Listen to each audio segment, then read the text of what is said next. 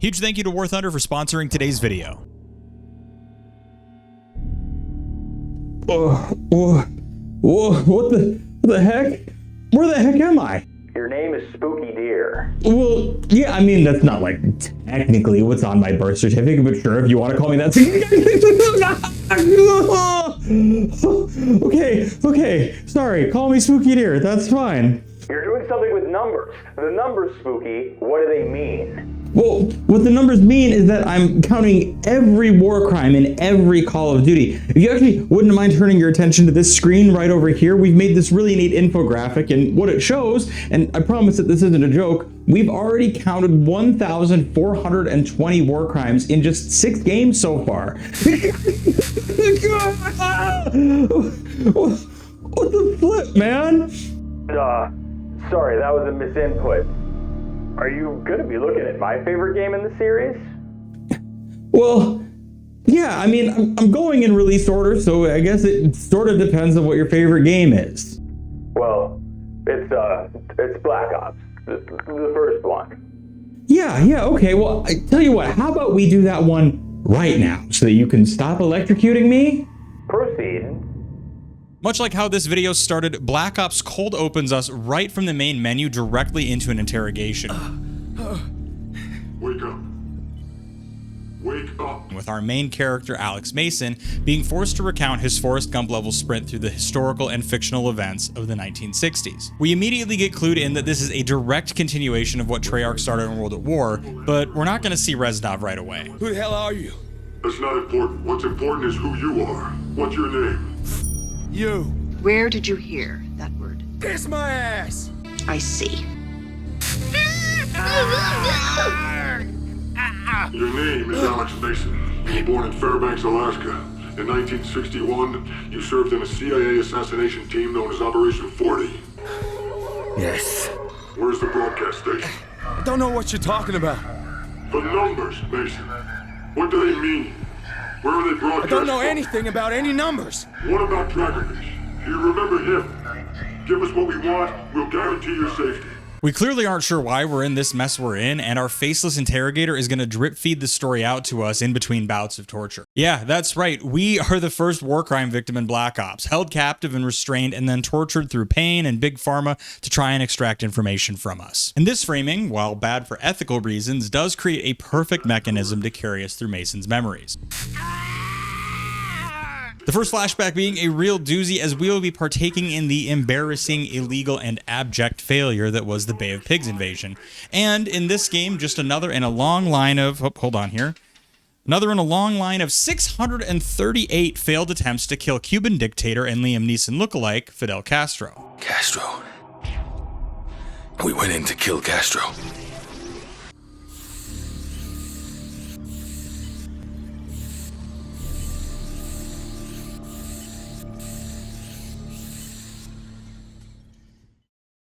We open in a Cuban bar, meeting one of our Cuban Democratic Revolutionary Front contacts to obtain intel on where we can find Fidel. The plan is to use the launch of the Bay of Pigs invasion as a distraction for Woods, Bowman, and Mason to rush Castro's location and then kill him. In reality, the Bay of Pigs was its own harebrained scheme to try and incite a revolution in Cuba, basically immediately after they just had one, hoping to topple the new communist government with a more pro-American, pro-capitalist one. Right, yeah, of course. Kennedy inherited the plan from Eisenhower and the CIA following his election to the presidency. Despite his hesitancy to move forward with it, JFK did not want to look weak on communism, so he approved and went ahead with the CIA's plan to recruit and train Cuban exiles to participate in an amphibious invasion of the island to overthrow the existing regime. Before we can leave the bar, a squad of Cuban army soldiers enters. One of them does a misogyny while we try to act casual. Puta capitalista. Oye, ¿de dónde tú eres? Puta capitalista. Oye. Which we succeed at doing for about 1 second. All right. Everything is ready. Gear up, boys. We're all disguised in civilian clothing and use that perfidy to give ourselves an advantage in taking a hostile action against an opposing force. This entire clandestine action in Cuba is itself a unilateral violation of international law and of Cuba's sovereignty. Now, this is going to be a tough pill to swallow, but just because the US doesn't like what another country is doing doesn't actually mean that that gives us carte blanche to walk into those countries and just start jacking their shit up. It doesn't stop the US, but it also doesn't make it right either. However, for the sake of not pumping the numbers, I am going to mark this kickoff to the Bay of Pigs as one big load-bearing war crime and as a potential crime against peace. No war was declared, but here we are, killing Cubans and trying to force change. Anyways, there's 20 more minutes of gameplay in this mission that we need to look at, so let's step outside of the bar. Carlos tosses us a brand spanking new M16 equipped with a completely anachronistic M203 grenade launcher. Woods double taps the very much already dead soldier at the bar, and we emerge into Santa Maria properly, only to then be faced with killing and blowing up a lot of just normal Cuban police. These guys are literally just doing what any beat cops would be if they got reports of gunfire in their neighborhood. Anyways, civilians scramble away in the background, and we lay waste to the block. Let's go. Clear them out. Move up the street.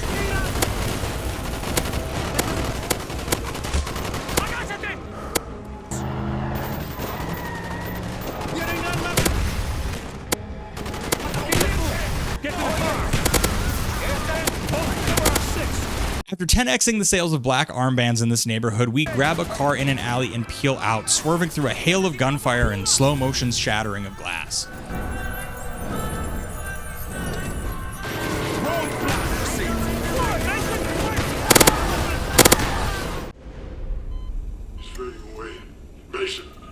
Mason starts to black out, but Shadow Man zaps us back into storytelling mode, and suddenly we're geared up and overlooking Castro's compound. Carlos and his men should be in the airfield any minute. There's a signal. Now! We zipline in over a wall, kill a radio man with a garrote? A garrote? A garrote. A garret. No, not Garrett. It's a garrote. Garrote. We choke him out. We choke him out. I will note, and this happens a lot in the game, Sam Worthington's Australian accent does slip through big time. Today's the day we succeed.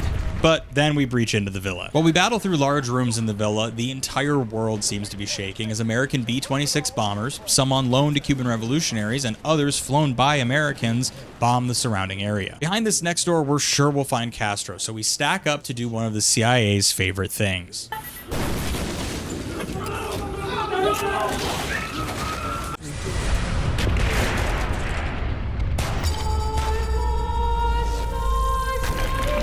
Ladies and gentlemen, we got him.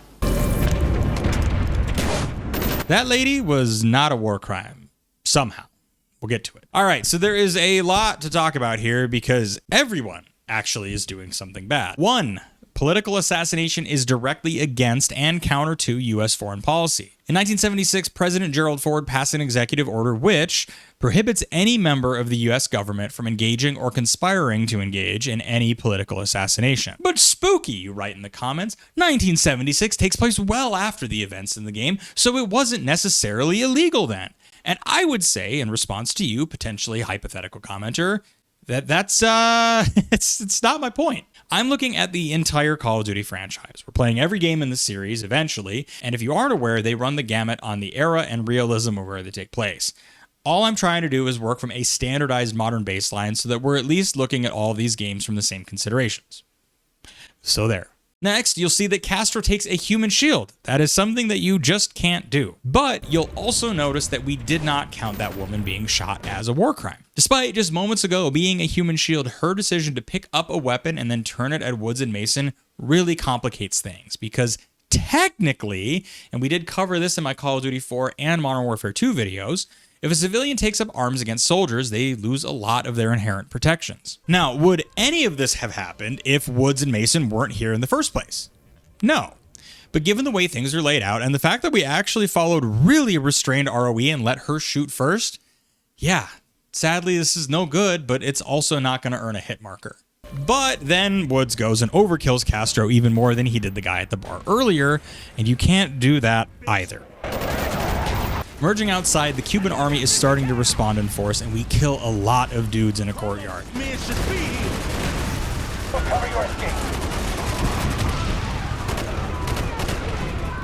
BTR! A BTR rolls in, but Carlos and the other CIA-backed Cubans take it out, and we're able to push onwards towards our escape at the airfield through some sugarcane. Hey, did you guys like how I correctly identified that Russian BTR? Now, as you all know, I'm pretty knowledgeable about armored vehicles, but there's always more to learn, which is why I'm excited to partner on today's video with War Thunder, the most comprehensive vehicle combat game ever made, and you can play it for my favorite price, free, on PC, PlayStation, Xbox, and mobile devices. And while I joke about tanks a lot, I'm actually a really big plane guy, and lucky for me, War Thunder has all that and more with over 2,500 tanks, planes, helicopters, and ships from over 10 different nations spanning over a century of military history, from the prop planes of the 1920s to the main battle tanks and fighter jets we see today, all painstakingly rendered in super accurate detail, both visually and with authentic sound effects. Speaking of detail, it goes beyond the visuals into the moment-to-moment gameplay itself. War Thunder has one of the most sophisticated vehicle damage models in gaming. Every vehicle is modeled down to its individual components, and everything can be damaged or destroyed by enemy fire. Personally, I'm a big fan of the X-ray view feature they've got in the game. If your vehicle or an enemy is destroyed, War Thunder shows you exactly what happens, where the shell hit, and what ultimately led to the destruction of the vehicle. It is a huge flex of their already impressive hitbox system. You can play War Thunder for free on PC, PlayStation, Xbox, or mobile devices literally right now. Whether you're a new player or you're returning and haven't played on PC or consoles in the last 6 months, you'll get a massive bonus pack by using my links in the pinned comment or in the video description. And that bonus pack includes multiple premium vehicles, an exclusive vehicle decorator, the Eagle of Valor, 100,000 silver lions, and 7 days of a premium account. Now, this offer is only available for a limited time, so you gotta be quick and you gotta hit those links. Do that today and you can join a passionate worldwide community of over 95 million players in wild PvP battles and dive fully into everything War Thunder has to offer. There just isn't another game loaded up with as much high quality content to discover, and frankly, there's no game better suited for folks like you that love military history and vehicles. Thanks again so much to War Thunder. Now,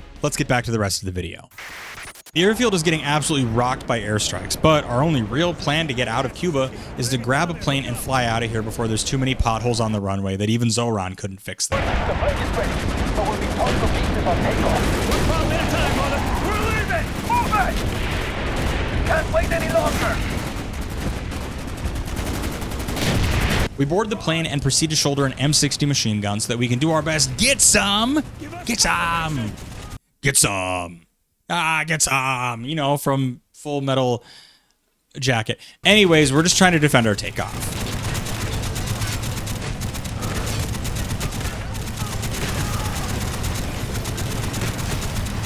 Whoa, whoa, hey, wait a minute. This feels like it's doing a lot of damage. Give me 1 second.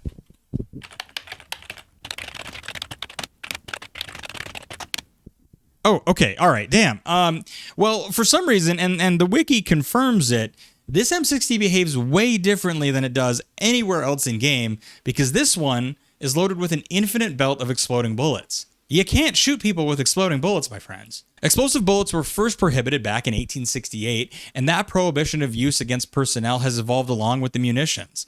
While it might seem counterintuitive because at the end of the day, people are killing each other, both explosive and expanding bullets, like hollow points, are banned in military combat because they do so much more damage to human tissue than a typical FMJ round. Why this M60 is loaded like this is beyond me, but rules are the rules.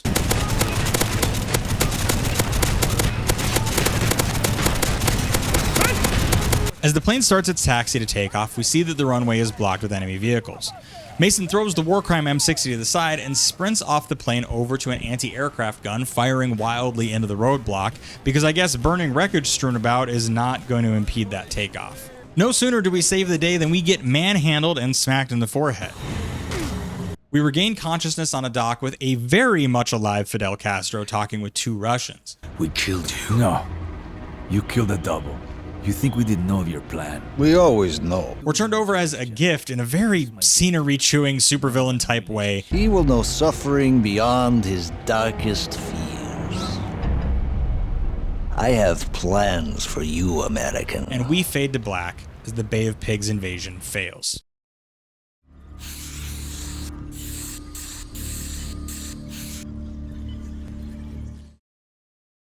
We learn that the main Disney-level villainous Russian is named Dragovich, and he took Mason to a labor camp in a remote part of Russia.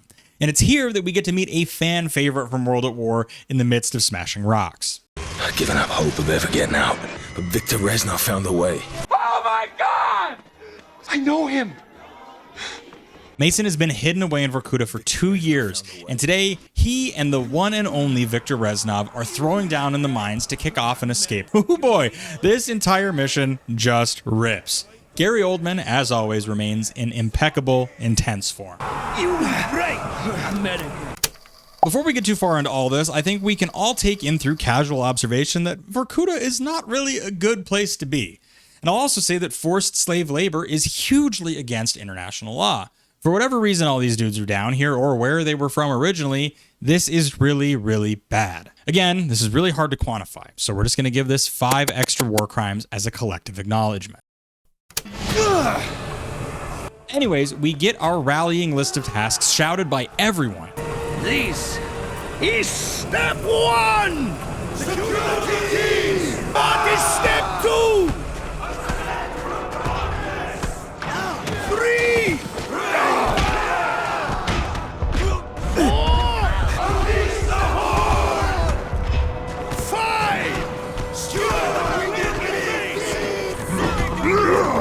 Allow me to introduce Sergei Kozin, the monster of Megadeth. I'm glad you're a friend, Sergei. Before continuing on our Soviet-era version of Andor's One Way Out.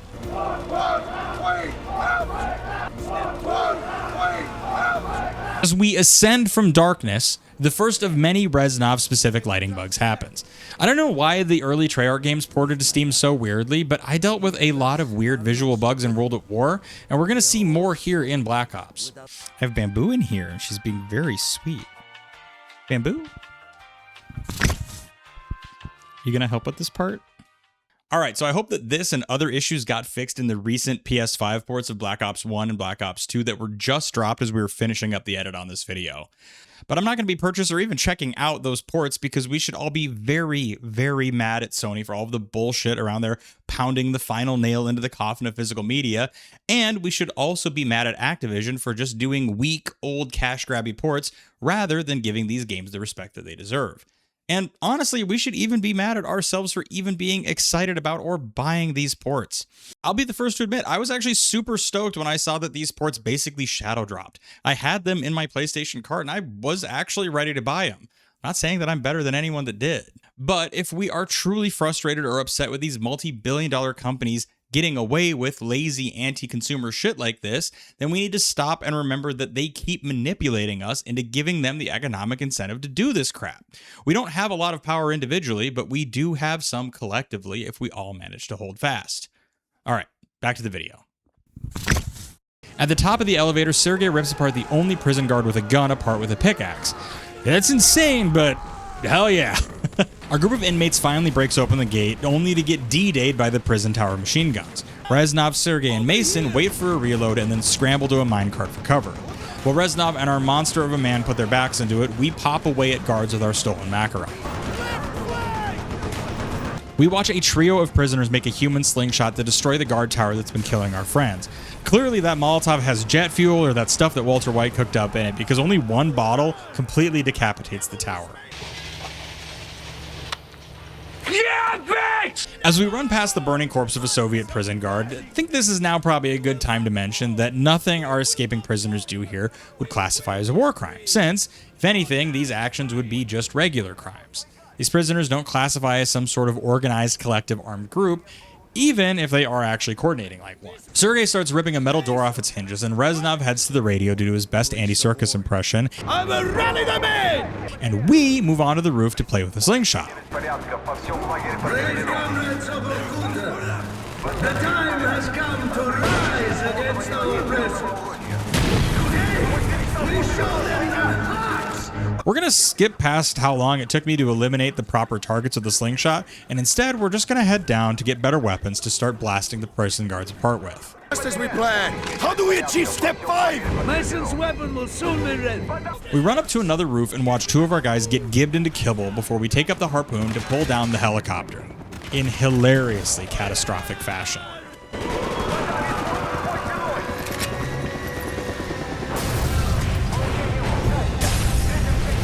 The guards are retreating and trying to lock down the armory, but Sergei catches the blast gate, allowing us to slide under while he unfortunately gets shot to pieces. No! There! Annoyingly, while we wait for Reznov to open the next area, a lot of these guards present the first instances of COD introducing armored bullet sponge enemies. Thankfully, we quickly get to have a hell yeah moment instead when we steal a literal multiplayer kill streak from the armory in the form of the Death Machine. It's a great band name, but it's also about to speed up our exit from prison by a significant margin when we move to Step 7.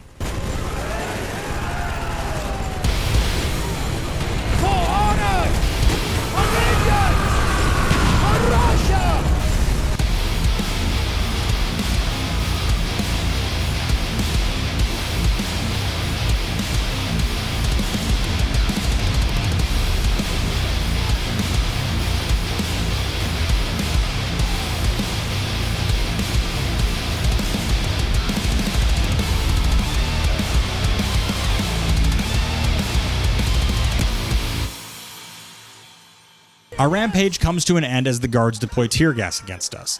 Tear gas is one of those weird, less than lethal weapons that's omnipresent in our society and news coverage, and yet, despite our governments happily deploying it against their own citizens, using tear gas is universally banned in warfare. So this is weirdly allowable in this instance. I used tear gas. I couldn't breathe. You never left me. We regain consciousness, hop on a motorcycle, and ramp into the Russian countryside being chased by all manner of vehicles. Somehow, however, our motorcycle has a lever-action 1887 Winchester shotgun with it, so we spin away Terminator 2 style and demonstrate the same deadly precision and accuracy that Soap did in Modern Warfare 2 while he was on that snowmobile. We commandeer a machine gun mounted truck rodeo style, and then we leap from that truck onto a train over 30 feet away. Your turn! Come on! Step 8, Reznov! Freedom! For you, Mason! Not for me! Reznov! Reznov peels away as a distraction, and we somehow make a clean escape with literally hundreds of dead Soviet soldiers in our wake.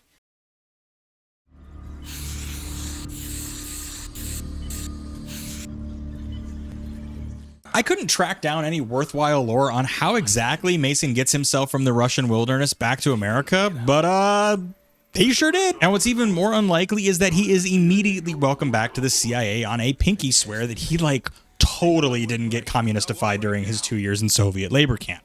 They tested me. They knew I wouldn't break, and I won't break now. But that pinky swear gets us cleared for duty and even the perk of special assignments. So Mason and his new boss Hudson start working together. We're late.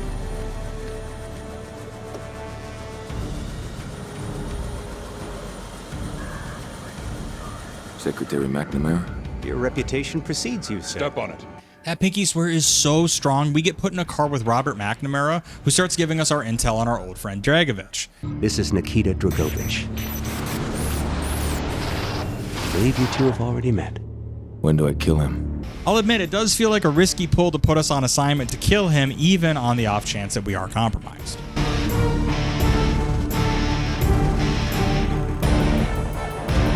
We then get walked through into the depths of the Pentagon. It's all very vibey and also incredibly obvious that Mason is paranoid as hell. He's here. I felt like everyone was watching us. And watching me. Oh!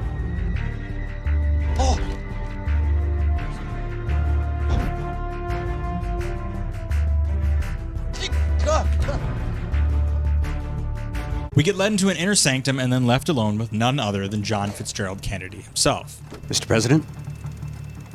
Agent Mason. Great honor, Mr. President. Clearly starstruck, Mason handles the social interaction very well. With our orders to kill Dragovich given from the highest office, we fade out and into our next mission. Mr. Mason, take care of it.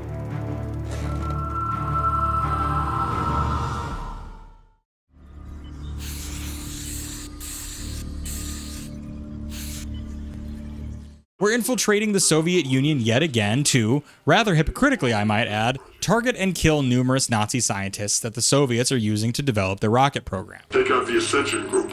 Nazis, scientists, co-opted by the Russians after the war. For the record, and if you don't know, the Americans did the exact same shit with Operation Paperclip. We found and secured as many Nazi scientists as possible, gave them good lives in America, and absolved them of their myriad of sins. I love the movie October Sky. I think it's exceptional, and it's a very feel-good movie, but it's also fucking weird to have young Jake Gyllenhaal writing fan mail to Werner von Braun. Dear Dr. von Braun, my name is Homer Hickam. I'm writing to offer my condolences to you and your team on your recent attempt to launch the Vanguard rocket.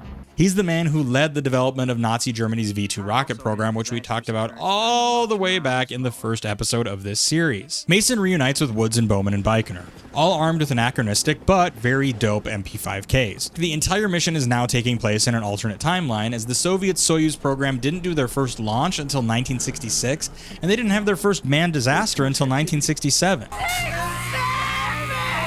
But that is the Frosty One's territory.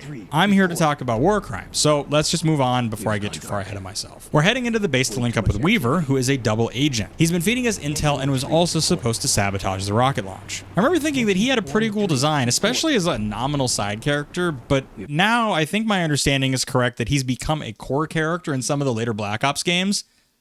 I haven't played Cold War or Black Ops 7. We observe those rockets with powerful binoculars. Final countdown. There's Soyuz 2. Scheduled to launch 10 minutes after Soyuz 1. Somehow we're even able to cinematically and impossibly, I'll add, zoom in on Weaver, who has been compromised and, in Treyarch fashion, tortuously gets his eye scooped out. We move with Woods towards the facility and encounter 2 Soviet guards patrolling the perimeter. He gives us an order to kill the men and steal their uniforms so that we can more easily infiltrate the base. This is a COD favorite war crime, perfidy. Using the uniform of an enemy to disguise yourself in order to carry out a hostile action is absolutely a war crime. And boy, oh boy, are we going to carry out some hostile actions. Brooks and Bowman are just ahead of us and already in disguise and slashing windpipes. Ice Cube gives us his best attempt at Russian to trick a handful of guards at the comms building around the corner, where they then proceed to obliterate them. Okay, that's good. That's good. It's enough slices! Through the door, we make a mixtape out of a man's face, and our cover is finally blown. We clear the building and climb onto the roof, shoving a very unobservant shoulder over the railing. That guy probably didn't even die, but you know his back is going to feel crazy when he gets up. Woods materializes an explosive crossbow out of nowhere and hands it to us to defend against the reinforcements. Fun fact, this crossbow, when using the explosive bolts anyway, violates the same ordinance against exploding bullets. Because the crossbow bolt is intended for use against a single target, like a bullet, it then exploding on impact makes it a low caliber exploding projectile. I'll also add, this is unfortunately considered a vintage toy. My wife found this for me on Marketplace. This is an Uruk-hai crossbow as a trademarked tie-in to the Lord of the Rings: The Two Towers movie release. And I just think it's very cool and a very silly and thoughtful present. We're pinned down! Take out those vehicles! Back up!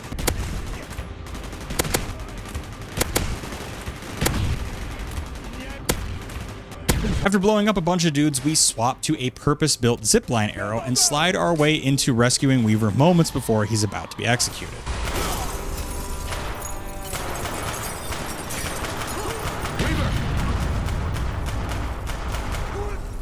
Because he was committing sabotage via espionage, the Soviets are actually well within their rights to kill him. It was kind of them, however, to bandage his gouged eye first so that we don't have to look at it. I've never understood why they do that other than to probably avoid a higher rating, because if you're just going to shoot the guy, like, why would you patch him back up? Unfortunately, Weaver failed to pull off his sabotage of the Soyuz rocket, so we are now pivoting to a plan B.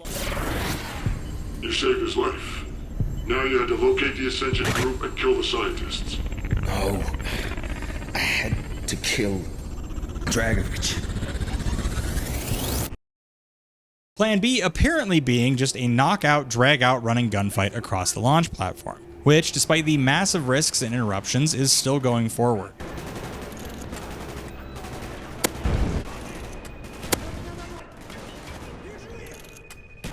Our squad finds the mission control building and prepares to breach the wall so that we can stop the Soyuz rocket launch. The ensuing explosion kills all of the scientists inside, which, despite probably being Nazi expats, they are still unarmed and non-combatants, and our willful killing of them doesn't look so good. It's too late, I can't stop it! Unfortunately, we were seconds too late and the launch goes ahead. Again, there is no shot that a space launch would go forward when there was just an active firefight minutes before underneath the rocket's boosters. But here we are with a guided Valkyrie rocket suddenly in our hands, so we shoot the big rocket with the smaller rocket and we destroy the Soyuz 2 in mid-air with catastrophic repercussions for everyone on the ground. Oh, shit! It's a hell of a way to test the prototype. Fucking A. Fortunately for any aspiring cosmonauts, the Soyuz 2 was an unmanned craft, so there's no astronauts meeting an untimely fate in this. More scientists do meet a rough end, however, as they are lit ablaze by burning rocket fuel cascading down over the launch pad. Nazi bastard. Get the thirst. We're here to hunt down. We rush into the tunnels underneath the facility to hunt down the remaining scientists. Before we get too far into this, can I just say something real quick? Yeah. I'm gonna say it. This whole mission would have single-handedly turned the Cold War very, very hot. We sent troops into the Soviet Union. We killed dozens of Special Forces troops and top scientists. We blew up a major milestone in the Soviet space program and destroyed the entire launch facility as well. This is 100% an act of war, and there is no chance it could just be ignored or swept under the rug. +1 for theoretically starting a war. We rip through the underground offices and labs with scientists scattering and getting gunned down all around us. With a few more crimes committed, we run to the end of the tunnel. Weaver pukes for some reason, and we start having zappy numbers flashbacks because I guess we didn't want to make gameplay out of this next section. Apparently, we tore the whole base apart, got into a car chase, and blew up a limo that we thought Dragovich might be in. With an ominous question from the Shadow Man, Did you confirm the kill? we end the mission.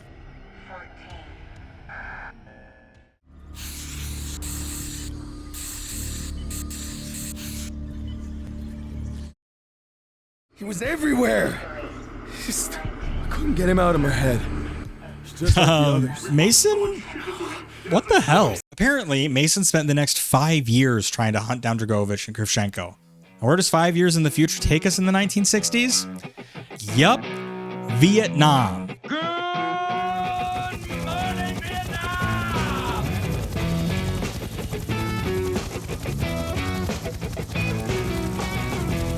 As we fade into Nam, I've got to yap over an exceptional, if tropey, needle drop of Fortunate Son.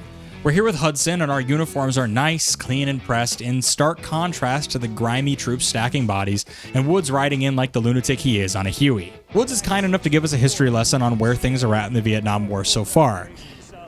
Oh, I'm sorry. Actually, Vietnam was never technically declared a war on the US side, so despite committing over 500,000 American men with nearly 60,000 deaths over almost 20 years, we should technically be calling this the Vietnam military intervention and or police action to slow down communist influence in Asia.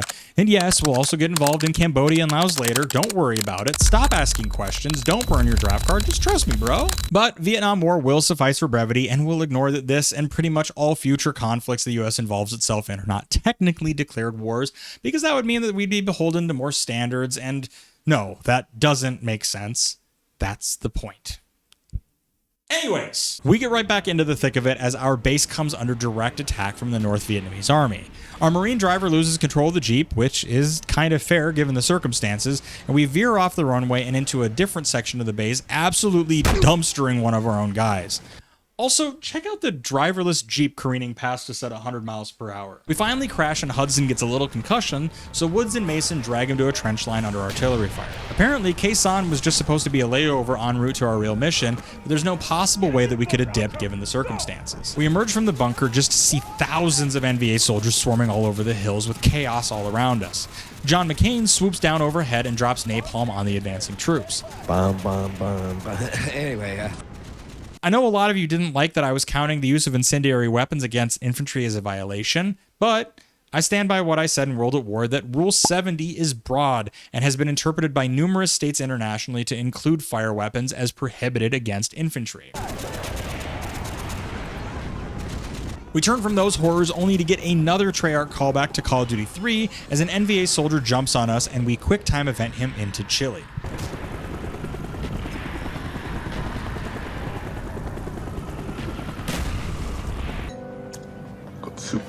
I did get caught out trying to reload my M60, and 5 enemy troops rushed me and slapped me to death. The fighting stays chaotic with NVA in and above the trench lines. We round a corner to see a cluster of Marines taking a direct hit from an enemy flamethrower. Just after that, an M113 APC eats a direct artillery hit and falls across the trench, forcing us to crawl under it. Past the wrecked vehicle, Woods tells us that throughout the hillsides there are barrels of napalm rigged with detonators that we can trigger for improvised area denial. These are sometimes referred to as Fugas mines. Fugas mines were originally developed and deployed by Great Britain during World War II for improvised defense in the event of a German invasion. The explosive charge is meant to project and ignite fuel over a target. It's nasty business, but it's also pretty effective. However, tossing burning napalm over infantry, whether it's from the sky or from underground, still death via fire.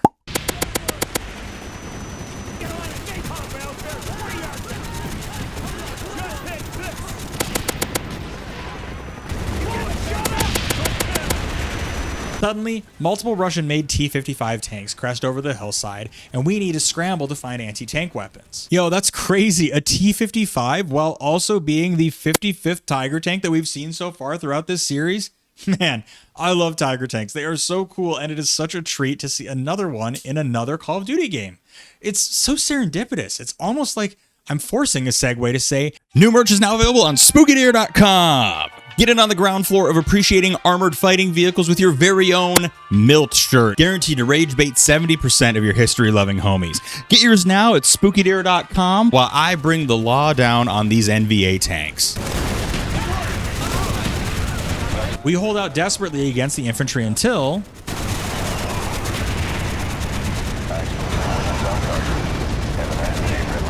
With the assault stalled at one quadrant, we follow Woods to another section of the trenches. While we move forward to set off some napalm barrels of our own, another wave of F4 Phantoms lights the background on fire with another bombing run. I get down to the barrels and somehow slice it open and throw a full fuel barrel down the hill. A 55-gallon drum of fuel is 450 pounds. Mason's time breaking rocks in Vorkuta's got him yoked out of his mind. Fortunately, this fire was effective at killing and holding off this assault. We follow Woods up a hill to our next command post, fighting past charred trees and hunkering down on our own foxholes from our own mortars. It's here that I find yet another not real weapon. It's an AK-47 with an underbarrel mounted flamethrower.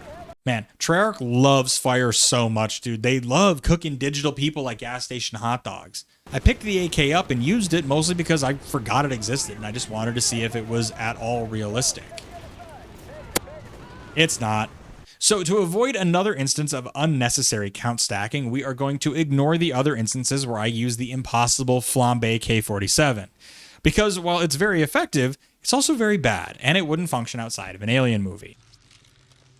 We make it to the top of the hill and get bowled over by a danger close airstrike, ringing our bell and leaving us to watch our Marines die in a daze.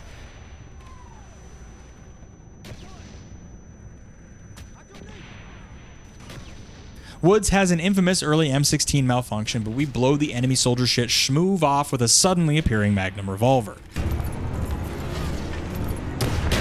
Also, weirdly after dying, that guy's arm pops off in a really juicy way. Onwards to another section of the base, we hop into a Jeep and take control of the tow launcher. Is it a tow? Tows? TOW? Take control of the tow launcher. We spend the rest of the mission driving around and blowing up T-55s and clusters of infantry, while planes do napalm run after napalm run going backwards. Roger, X-ray. Targeting sector. Roger, X-ray. With our base successfully protected, we catch our breath and are joined by a clean and pressed Bowman, while Hudson gets categorically ignored for being a Fed.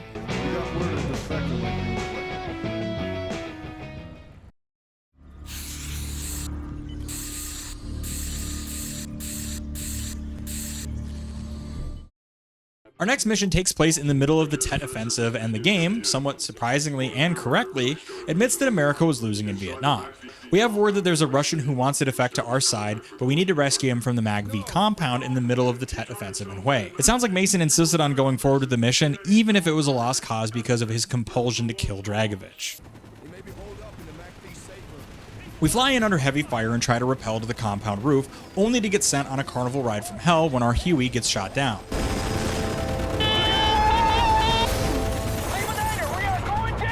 Through sheer plot armor, Mason and Woods get thrown through a window rather than smacking into the bricks. Woods defends us while we clear our heads and tosses us a Spaz 12 a decade before it would be designed. Apparently, we're also casually carrying around Dragon's Breath ammo for the hell of it because we weren't entering this mission with a shotgun in hand. Now, a lot of you already left comments on past videos waiting for this mission and these rounds specifically, so you already know how this is going to get counted. Should add that the MACV compound is under active siege and the North Vietnamese are carrying out reprisals against the South Vietnamese civilians in the building who are working and collaborating with the Americans. I will also say that the game giving you Dragon's Breath ammo is one of the prime examples that I always allude to of Call of Duty knowing something would either constitute a violation, but it's so cool looking or over the top or controversial that they just have to get it in players' hands and let them go crazy with it. And here's the deal, I'll readily admit it, I'm not better than I was when I was 17. Light 'em up for me!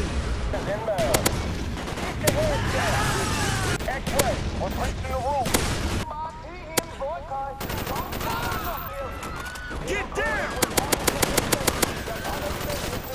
At the window! The safe room is down there. We find the safe room where the Defector was supposed to be holding out, but the entire room has been blown open, so we need to continue our push to the fallback location. He's down!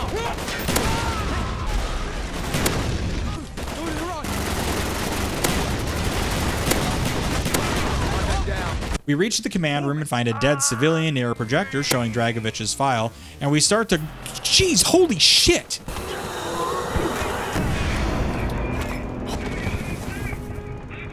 Wait, nice! It's Reznov! How'd you get out of Vorkuta? Never thought I'd see you alive. Not are you, my friend. Reznov gives us the lowdown that Dragovich is planning a massive attack in the US, but first we need to escape stepping over bodies of even more Vietnamese civilians. Pinned down with a few remaining Marines, air support is going to be needed for us to break out and get evac, but one of the Marines is getting nowhere with his call-in, so we gotta flex a little bit. Hey, give me that radio. What are you, SOG? Just give me the radio. Look at that shit. Texas, this is Sierra Oscar, Golf, X-ray. Priority 1, ordnance of my command. I authenticate Golf 2, over. Clear, X-ray. We are engaging. With air superiority re-established, our squad, Reznov, and the remaining Marines are able to move forward towards an evac. X-ray, report on the way. APC's down! There's a fucking tank out there! Mason, tag that son of a bitch right now! As we advance, another T-55 emerges from the ether, and I proceed to whiff targeting it with the helicopter multiple times. Finally, my call-in is successful, and we toss the turret into a fresh advance. Just while we were getting comfortable with having the firepower from the attack helicopter, an AA gun chases it off, unable to provide us further cover until those guns are gone. Another tank appears, and we struggle with Wood's Call of Duty 3 style to push a barrier out of the way rather than moving through, oh, I don't know, any of the half-open windows? Before we can brute force the barrier, an entire car gets thrown at this. We will somehow survive it. We rouse from our slumber, move our cuddle buddy off to the side, and keep moving towards the anti-air gun, past even more civilians caught up in the hell all around them. We sneak a big old pack of C4 directly underneath the AA gun and drop it through the floor, killing the crew and Buster Keatoning a wall down for us to advance. Our evac chopper lands, but we decided to load the wounded up first, and then we have to stay and defend the area. And what's the best way to defend a static position, you might ask? Where is... That's right, it's time for our dear friend Clay to make a reappearance. We have to talk about claymores in pretty much every episode, it feels like, so I will keep this brief. Claymores, in reality, skirt their way around the Ottawa Treaty, which has been signed by most countries, not the US, banning the use and deployment of victim-triggered mines because they are inherently indiscriminate and often wound and maim. Real claymores are manually triggered with a detonator and require an active line of sight and an active choice to detonate. That skirts around the indiscriminate part. Call of Duty's claymores are purely victim activated, and while you might make the argument that because they can somehow magically distinguish friend from foe on their own through science fiction, I will say that it is still hits the victim triggered category, and therefore many war crimes. We battle and hold off wave after wave of attacking NVA, and even face some pretty hard smack talk.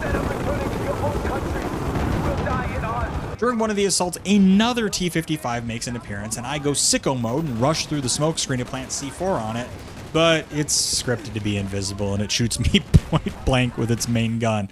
It's something that I would have countered in Call of Duty 1, much to everybody's chagrin. Somehow that tank is impervious to any C4 thrown at it, so instead it's time to call in a massive airstrike while also hauling ass to the boat extract. Marking coordinates. Delta Squadron, burn them up. Roger, X-ray, target run. Keep me on, man! Get your asses to the boat! Incoming! Danger close! Move it! Move! Go to the boat! Everything you got! Get in! Dragovich. Woods just has to have his cool guy moment, diving into the boat as the airstrikes land and pulverize the courtyard, ending our struggle throughout the Tet offensive. So much for the Tet ceasefire. The enemy's courage could be the result From the of their southeast! newfound ally.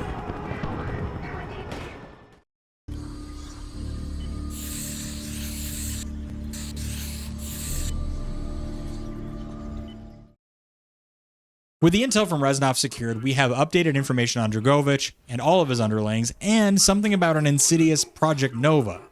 Our attention now turns to a Dr. Clark, who helped develop whatever Nova 6 is. We take control of Hudson and go into the city within a city at Kowloon in Hong Kong. We open, having already found Clark with Weaver in tow, and we are already in full force employing the CIA's second favorite thing: torture. Think about what you have to lose. Now, this broken glass scene has always stuck with me because it's brutal and it's insane, and I also think it's like really counterintuitive, you know, when you need someone to talk. Is this from a movie or something, or did the devs just cook something up that was uniquely diabolical? Let me know in the comments while I press right trigger to punch. Clark has clearly been through some shit because he is unfazed at the attempts to extract information from him. But then he also just proceeds to yap everything to us anyways. I'm already a dead man. I've been hunted across every corner of the globe. And if you found me, so will they. They know everything you know. They're probably on their way now.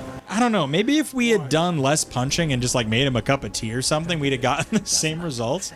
It turns out that Clark was helping make Nova 6, a biochemical weapon, and that is very, very bad.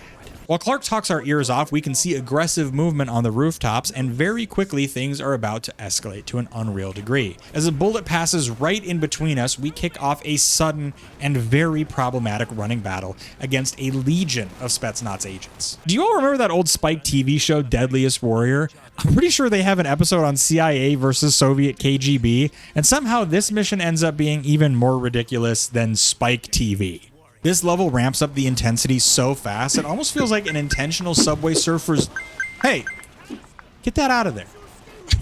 God, I'm sorry. This whole mission is ridiculous, and it's just such a weird gameplay and tone shift. Weaver takes cover behind a wooden table and somehow lives, and us, as Hudson, ever trying to be cool as hell and beat the square allegation, whips out akimbo CZ-75s, and we fire away at the Soviets advancing in perfect unison, but exhibiting stormtrooper aim. Almost immediately after the fighting kicks off, gunfire starts poking holes in a bunch of the gas canisters. Apparently, Clark was still making Nova 6 in his own time just for love of the game. Did you inhale the gas? I don't think so. You're lucky! The creation and release of a biochemical weapon in a predominantly civilian area is, as you can imagine, very bad, and in direct violation of the Convention on Chemical Weapons and the Protocol for the Prohibition and Use of War of Asphyxiating, Poisonous, or Other Gases, and of the Bacteriological Methods of Warfare under the Geneva Convention. We'll add 1 to the board for the creation of Nova 6, 1 for the release of it, and 2 for the KGB that die by it. We escape through a hatch in Clark's ceiling and round a corner to another Spetsnaz officer somersaulting, shooting at, and killing a random Hong Kong civilian. Something that will happen a lot in the next few minutes of gameplay, so we're going to catch all of them up now for brevity's sake. Much like the detour in Brazil in Modern Warfare 2, we are taking on this random globe-trotting excursion to mix up the environments and gameplay in Hong Kong, and despite this being one of the shortest missions in the game with actual gameplay, the setting and circumstances at hand are immediately and excessively overcomplicating how I have to look at this sequence. Many of you should remember that I had a viewer named Samuel who reached out and helped contribute some research efforts to the Brazil sequences in Modern Warfare 2, and I'm humbled to say that right around that same time I had another well-qualified viewer who goes by Wheelchair Man reach out and offer his knowledge and expertise to my efforts as well. Wheelchair Man has studied international relations and modern history along with postgraduate work in international security, so thinking ahead to this video, I knew I was going to need some additional insights to wrap my head around the number and types of violations that this short mission puts in front of us. Where do we begin? We've already covered the Nova gas, so, I don't know, how about this entire mission taking place in Hong Kong, which at this point is still British territory. The US and the United Kingdom work together closely, so I'm sure that permission was granted for the CIA presence, but this small army of Spetsnaz troops and later vehicles are a massive breach of Hong Kong sovereignty. While Kowloon had a major reputation for being crime-ridden and generally ignored by local authorities, there is also simply no shot that this level of fighting and general destruction wreaked could go ignored by either police forces or the British military who had a presence in Hong Kong at this time. +1 on each side for general destruction of a civilian area. Wheelchair Man's general resolution of this whole sequence is that it obviously flies in the face of reality of what an actual covert ops mission would look and function like. I'll quote directly from his write-up here. The discovery of substantial Russian involvement would have triggered an international incident of titanic proportions. It could have led to an outbreak of war, such as an attack on the sovereign territory of a NATO member, and would almost certainly trigger Article 5 of the NATO Charter. Even placing the blame upon a rogue actor within the state apparatus, which is a classic trope in fiction and to some degree in real life, would not fly at the inevitable emergency meeting of the UN Security Council that would result. So let's put one more on the board against the Soviets in this instance for what should have been a complete breach of and crime against peace. As we run through the walled city, it turns out that Clark has put together a buck-wild escape route for himself, full of daring jumps and hidden weapons caches. As the Spetsnaz continue to search the city, we can see them randomly kicking in doors to civilian homes. This goes in violation of the protection of civilian homes under the 4th Geneva Convention of 1949. Civilian homes must not be targeted unless they are being used for military purposes. The troops do not have any evidence that the homes are being used for this purpose, so... As we get more exposition from Clark, who is also voiced by Gary Oldman, by the way, Steiner talks with Dragovich about numbers. What kind of number? We slide down a roof incline only for the most on-the-nose John Woo reference to happen in the entire mission. Clark spots a Soviet chopper hovering over his lab, which is definitely still leaking Nova 6 gas, and he triggers a remote detonation of so many explosives, surely destroying most of the building, killing the enemy soldiers, and likely many civilians as well. But Clark is not acting in a military capacity. He's just a regular old freaky criminal in this instance. Some men just want to watch the world burn. We spent a lot of time running around and fighting Soviet soldiers all throughout the city. I make a jump actually too successfully, overshooting my mark and dying before reloading and trying again, sliding down the roof to catch Clark as he slips.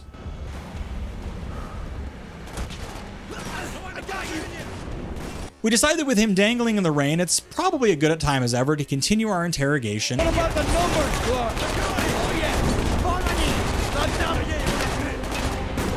they're the key. Only for him to get absolutely brained mid-sentence. We let his body fall, hitting every possible thing on the way down, and we continue our escape.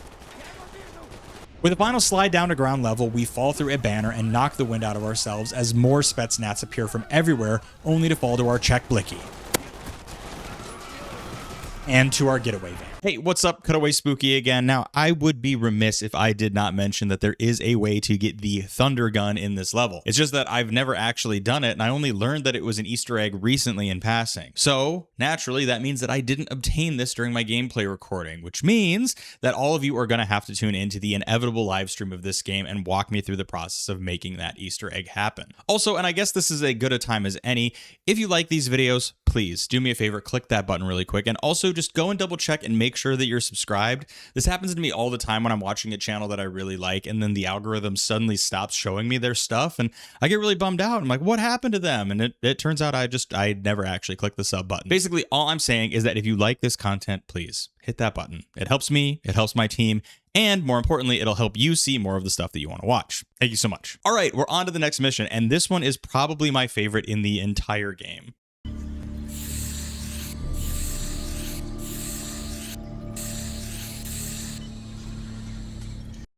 Shifting away from Hudson's perspective, we are back in the cuck chair of interrogation and learn that Dragovich and Kravchenko have been actively testing Nova 6 in Vietnam on Americans, Vietnamese, and their fellow Soviets. We get a flashback to 1945 from Reznov's perspective, told to Mason while they were imprisoned in Vorkuta. Dragovich, Kravchenko were not troubled by such matters. They look only to advance their own interests and agendas.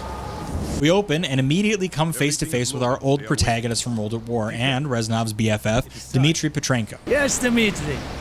Time to hunt down the last remnants of the fascist Reich.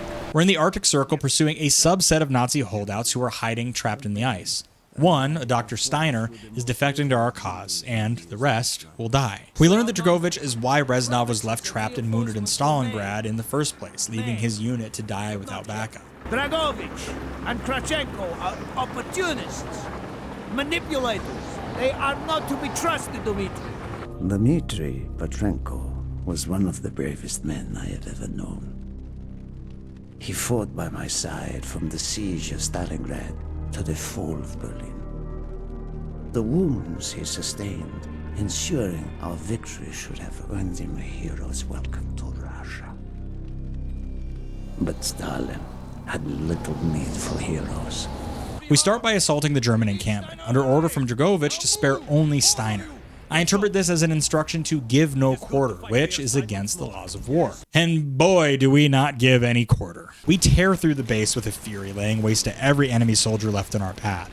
It's interesting because this mission takes place months after World War II fully ended, but this group of Nazis are truly holding out in a very organized fashion.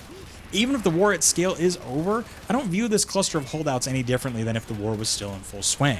However, I round a corner and didn't see that one of the soldiers was in the process of surrendering, and I send a burst center mass with the recoil driving me up into a headshot. As more try to surrender, Reznov stays on brand and reorders that they all must die. We clear the building where Steiner was expected, but he's nowhere to be found, so we keep pushing further into the base. Moving into the next area, we are given the ability to call in mortar strikes, which we use to judiciously pummel our opposition. Dmitry then hits us with a, "I can't wait to go home and see my mom." After this mission, do you think we will go home? I hope so, Dmitry. I hope so. Which has never ended poorly for anyone in a military shooter setting, and the search for Steiner continues. With the last of Steiner's guards killed, we approach the final building on the base. Stacked a breach and the door swings open with a wounded Nazi stumbling out. Steiner sits in his chair surrounded by the bodies of his comrades that he killed himself. Steiner. Do not point that weapon at me, Russian dog. Much like how Shepard dropping Ghost and Roach in Modern Warfare 2 was treasonous and I countered as a war crime, we'll put a few more on Steiner here too, because he is a really bad guy. You will take me to Dragovich. As I looked into the German's eyes, I saw all the evil of the fascist Reich still burning strong. Every fiber of my being yearned to put an end to his wretched life. But I was a soldier then. I still believed in orders. With Steiner secured, he leads us to a ship frozen in the ice, cracked in half, convincing us that there's something we really need to recover from there. As we march our way into the wreck, we pass Kravchenko, getting his jollies off executing a remaining batch of German prisoners. Kravchenko, finish up here. Reznov, you and your men will lead the way. Yes, sir! Petrenko! Vikarev! Nevsky! Volov! As we navigate the ship, we learn that Steiner was tasked by Hitler directly to develop a desperate weapon in order to stave off the Allied advance. We swing the door open into the hold of the ship and find a number of V-2 rockets that were intended to be filled with Nova 6 and launched into the Allied capitals of Washington, D.C., Moscow, and London. Our victory was to be short-lived. Dragovich wanted to see the effects of the poison firsthand. It was also an opportunity to remove a thorn in his side. I had long known of their distrust, what kind of men they were. It was a betrayal I should have foreseen. We're thrown into the ship's sealed testing lab rooms and watch in horror at what happens next. Nova 6's effect on the human body is brutal, rupturing every vessel in the body and inflicting agonizing pain. It's exactly why chemical weapons are so harshly condemned and banned in modern conflicts. Instead of giving his life for the glory of the motherland, he died for nothing. Like an animal.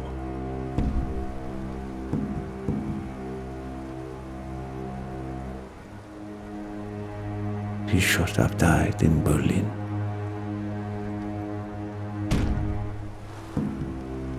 As I watched my closest friend die, it became clear we were not the only ones seeking the German weapons.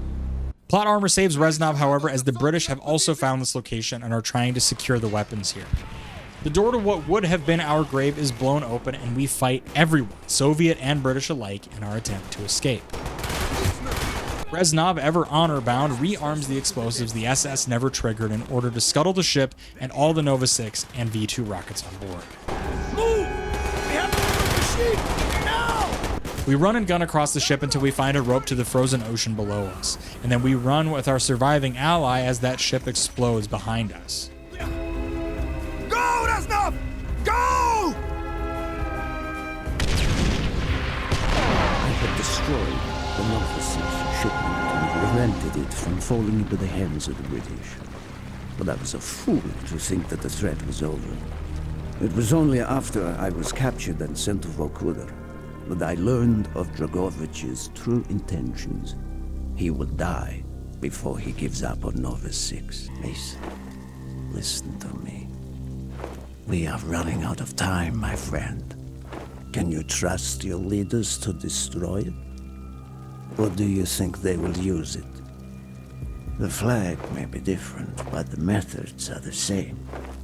They will use you as they used me. You must decide. Decide what you think is worth fighting for. Dragovich, Kravchenko, Stein.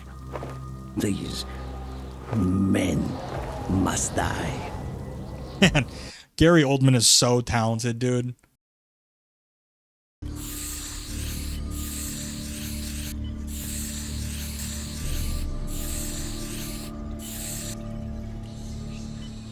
With intel on Nova 6, Mason, Woods, Bowman, and company push deeper into North Vietnam to find Kravchenko or Dragovich, only to be shot down before we're even out of the loading screen.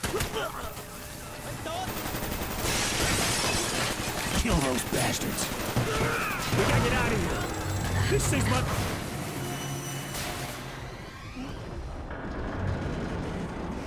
We're going under, Mason. Mason and Woods struggle to get out of the sinking aircraft until Reznov swims around and slides the door open while numbers echo around in our head. Mason clambers onto the sampan, takes one of the VC as a human shield, and then uses his gun to kill the other surrounding enemy soldiers.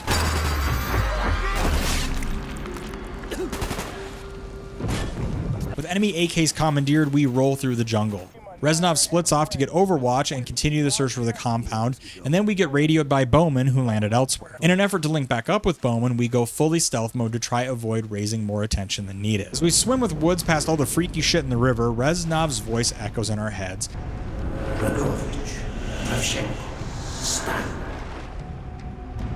Before we erupt from the water and kill the men in the boat, sawing away at his jugular underwater with the serrated edge of our knife. Now, I know you all had a lot to say when I brought this provision up in Modern Warfare 2, because yes, there are no international laws or treaties that ban any type of weapons at all. The provisions are based more around the intent of how those weapons are used. Sawtooth blades were never officially banned, but the practice of modifying equipment in the field to be more prone to cause injury is incredibly frowned upon and met with summary execution on discovery by enemies. Many countries do, however, leverage the broad and difficult to enforce Rule 70 around the use of weapons meant to cause unnecessary suffering and do not serrate their knives because of that. However, a fair argument can also be made that use of knives as fighting weapons has diminished greatly as warfare has advanced. What are the odds that you're ever going to stab someone if they can just fly a drone right up your ass from their air-conditioned home? So, many knives now are being serrated in the factory to increase their utility as tools. However, before we make a final determination on this, let's take a look at what a standard issue Vietnam-era SOG knife would look upon its issuance to Mason. Uh-oh. Looks like we've got some aftermarket serrations on this bad boy and are sawing away for the love of the game in a situation where a stab certainly would have sufficed. You can be pressed in the comments if you want, but from the evidence I'm drawing together here, you can clearly make a strong case that this is in fact a war crime. Court is adjourned. Hey, Charlie. Never gets old. With a quick in-the-moment mission brief for dramatic effect, Bowman leads Whiskey Team, which is literally just himself in my gameplay. Whiskey Team, on me. Later, boys. And then we move with Woods to plant C4 where we can. Stepping silently inside a hut, we find two dudes absolutely snoozing away in their hammocks. And this is going to piss a lot of you off as well because it did in Call of Duty 4 as well. But this is a violation of attacking a person who is hors de combat. Anyone who is defenseless because of unconsciousness should be protected from attack. You'll notice that this does not specify how or why they are in an unconscious state, and maybe you all just aren't sleeping well enough, but I consider a good snooze sesh being pretty unconscious.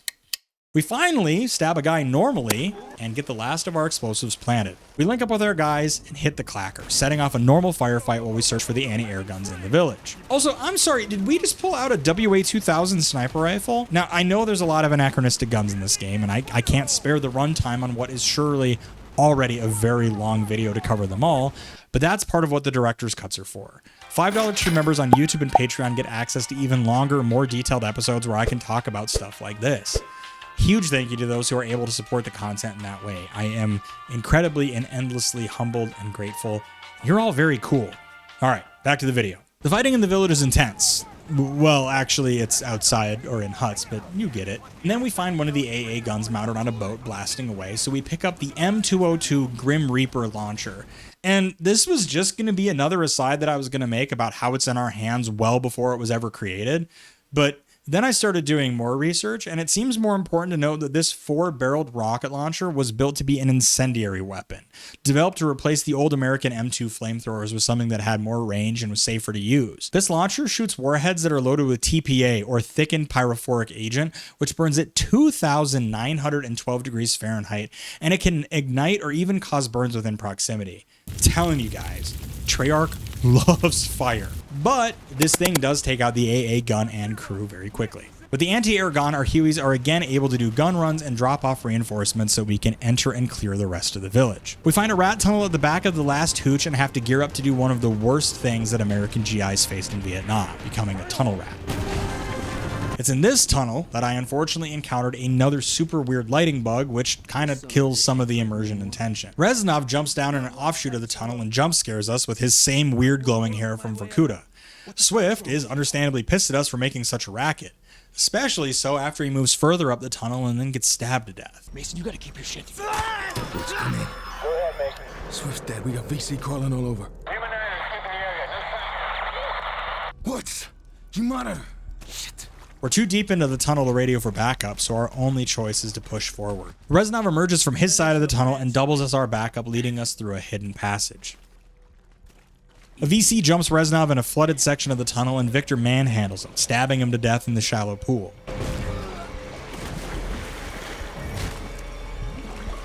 We take point after that, a fair trade in my opinion, and weave through the dark and encounter dudes camping and holding angles all the way through. I'll add that shooting a 357 Magnum Python in these tunnels would be deafening, but that's neither here nor there. Finally, we emerge out of the lighting glitch area and into a Soviet outpost. While we search the room for intel, a recording plays of Krishenko taking notes on testing Nova 6 on the local population, including multiple adult men and infants, referenced in the full audio log.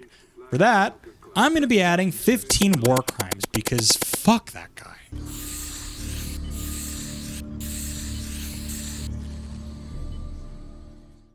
From the intel we recovered, we have full confirmation that Kravchenko is operating out of Laos, and Shadow Man finally starts to let slip what a lot of us have probably already come to the conclusion of, that Mason has been brainwashed. It's a broadcast, Mason. The numbers are a broadcast. You've been brainwashed. We flash back to the SOG team's push into Laos to locate Kravchenko, only to get word from Hudson that the CIA somehow shot down a Soviet cargo plane that was carrying Nova 6. With the numbers echoing around in our skulls, we move with our squad to a patrol boat, colloquially known as a PBR or a Pibber, just like my favorite domestic beer. Heineken? Fuck that shit! Pabst Blue Ribbon! We hop on board and are met with a very young, green, nervous Marine that Woods assigns to one of the forward gun positions. And with this, my friends, we aren't gonna get tanked, but we are gonna get an obligatory vehicle section. Possibly Call of Duty's only boat mission, if my memory serves correctly. Possibly Call of Duty's only boat mission, if my memory serves correctly.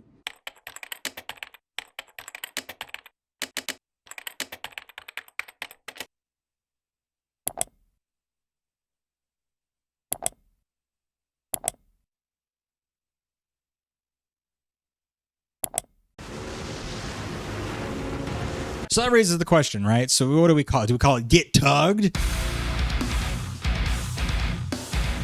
No, wait. How about Get Shipped On? No, it's a boat, not a ship. You know what? Whatever. Let's just get into it. Our whole goal is to work our way up the river to the crashed cargo plane, and we will fight and blow up tons of Viet Cong traveling along the Ho Chi Minh Trail from Laos into Vietnam.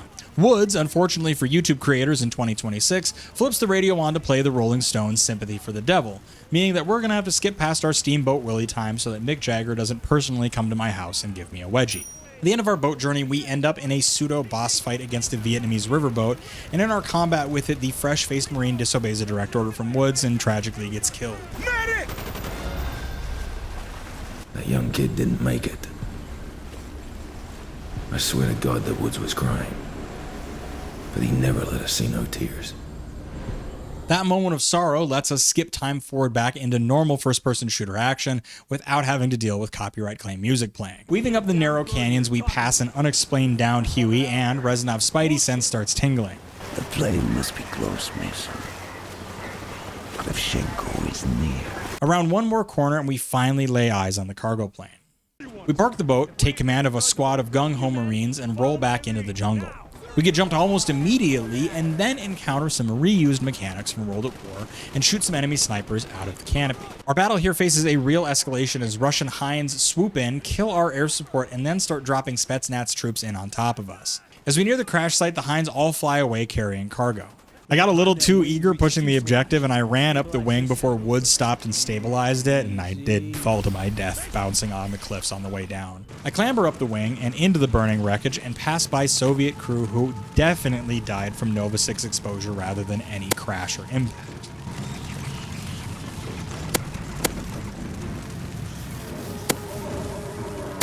While all of the remaining Nova 6 is gone, we do find quality intel on the location of Kravchenko's compound. But before we can even take that in, we have to rain hell down on more enemy troops gathering at the foot of the crash site. The enemy helicopters come back and knock the entire plane wreckage off of its perch. The numbers pound in our heads as Spetsnaz rush towards us and our friends, and Dragovich and Kravchenko themselves finally make an appearance in front of us again before we get the age-old treatment of a boot to the brain. It's been too long, Mason. We must make up for lost time.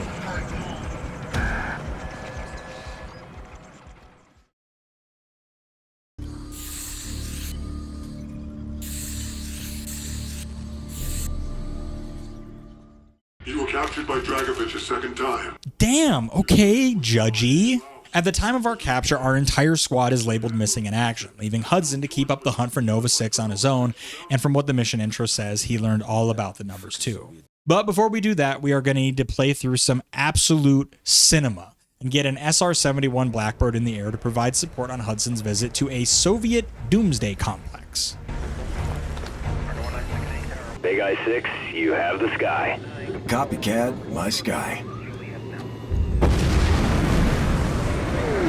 Cad, we are rolling. Copy, Big I.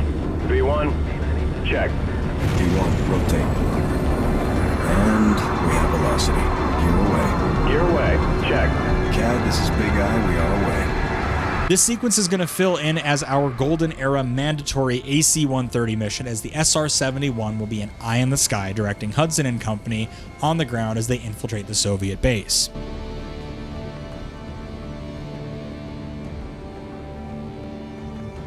We saddle up our infrared Etch-a-Sketch and guide Hudson's men into various situations where our perspective, very slickly I'll add, shifts to the POV of the guys on the ground for us to do the fun stuff. I got him. Wait, no. Enemy has stopped in front of the house.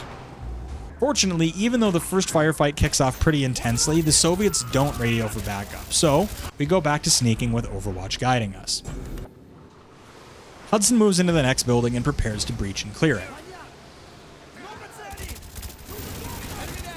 And just to beat a dead horse, leaving this many bodies and NATO shell casings in our wake on Russian soil would 100% again kick off a massive response that would almost certainly result in an open conflict between the two superpowers. So, +1 again for starting a war. The bunker is quickly cleared and sabotaged with a potato of C4, and we move into the next phase of the mission. We clench our butts as a massive patrol marches by, and then we hustle over to rappel down to the base itself.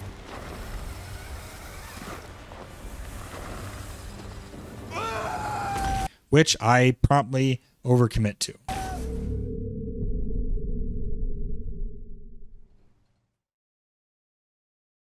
I'm more cautious my second time, and we immediately hook up again to slam into the building itself, making for a very bad day at the office for the guys inside.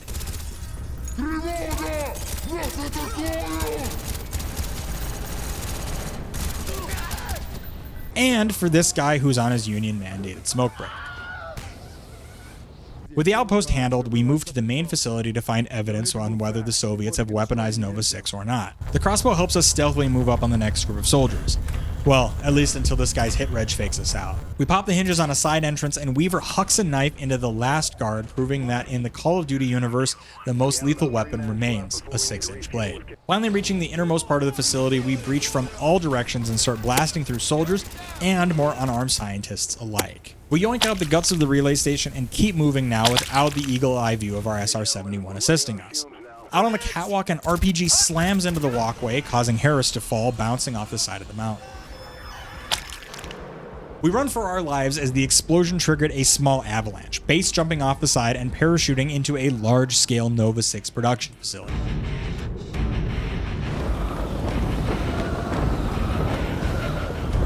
Knowing they're compromised, the Soviets have already started burning documents and scrapping their efforts, so we need to quickly kill them to have any hope in securing any remaining intel. Okay, I swear the crossbow loaded itself with explosive bullets.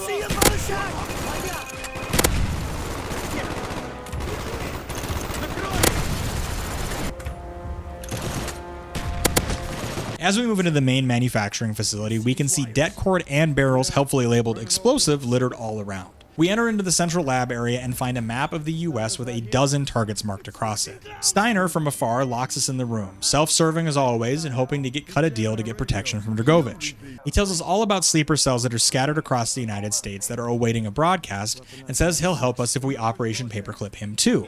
He releases us and tells us that he's on Rebirth Island. With the timer ticking down, we fight quickly to escape, even using explosives without repercussion around all of the other barrels of explosives.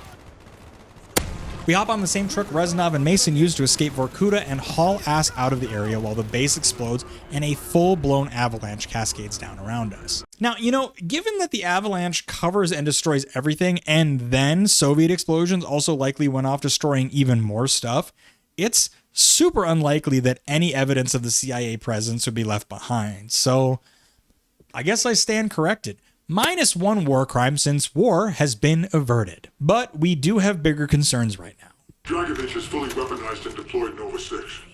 He has sleeper cell agents all over the U.S. just waiting for the signal to release. Been invaded. The U.S. was invaded decades ago, Mason.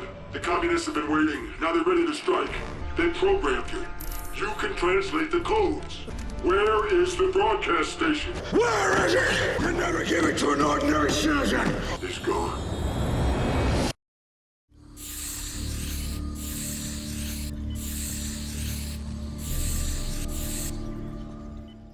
Mason flashes back to his time as a POW in Laos, and as soon as our eyes open, that's 2 big old war crimes. These tiger cages are a famous and brutal example of the many torture methods that were committed against American POWs throughout the Vietnam War. We tortured Dr. Clark earlier in the campaign, and now it is the Americans' turn to suffer. We get pulled out of our soggy cages to get deer hunted with Bowman, who has already presumably survived a number of rounds of Russian roulette and has fully mentally broken. I think it would take me probably 2 rounds of roulette before I lost my mind, and Bowman is certainly tougher than me, so we'll say, judging by the blood on the table, that he's been through at least, 5 rounds? Russian roulette combines 2 really bad things: psychological torture and summary execution. You can't force people to do that. Bowman is ready to give up, so he rage baits the thumb-shaped Russian. Последний шанс. Играй или умирай. You don't scare me. Communist piece of shit. Bowman! Bowman! You fucking son of a bitch! You cannot summarily execute prisoners just because they call you names. Just so we're all clear on that. Woods is brought out as the next player in this cruel game. Next! Don't you touch me! Woods. What we do next is so badass and so desperate. Motherfuckers. I'm gonna make them pay. You! No talk. Blade! What's the plan? I'm thinking. No talk! One chance, Mason. We'll take it. Okay. Bang! You can't kill me! You shoot, GI, you shoot! Fuck!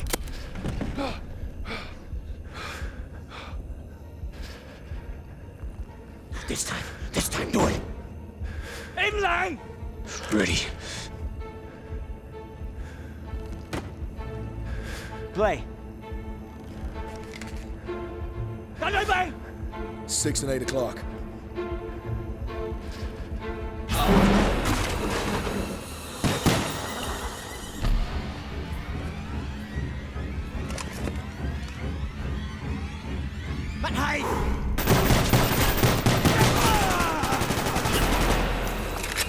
Armed, pissed off, and not having been in captivity long enough to really lose any muscle mass, we chase after the Russian, grabbing new guns from weapons caches littered throughout the tunnels. We finally catch the Russian trying to escape through a hatch in the wall. We help him down because it's pretty dangerous being all the way up there. Man, he would have gotten hurt if he was still alive when he fell. We then buddy boost Woods and breathe open air for the first time in a week, all while the numbers pound in our head with the promise of killing Kravchenko. There's a helicopter in the clearing, and Woods gets the buck wild idea that we'll steal it. So we drop the surrounding Soviets and get on board the helicopter. All right, so I'll admit, I didn't do a ton of research into this, but from what I could find on MACV SOG's training, don't think they included helicopter flight school, let alone Russian helicopter flight school. But these boys instantly know what's up, and this sequence is dope. So, I don't know, who's to complain? We're in full power. You ready? Ready. I'll take her up above the canopy, then hand over the stick. Clear. I'll call targets as I see them. All enemy targets are valid. Understand? We have coordinates of Kravchenko's compound. We follow the river all the way. Got it. Give me the stick. You're a bird. Once we're above the canopy, the player is given full control of the Hind, and for just 1 second, we are technically fully disguised as a Soviet chopper. With there being no indicator that we've hijacked this helo, we are technically committing perfidy, just like when we stole and wore those Russian uniforms. And I go and blow that element of surprise immediately by blasting apart 2 NVA boats in the water just so I could see how the guns work.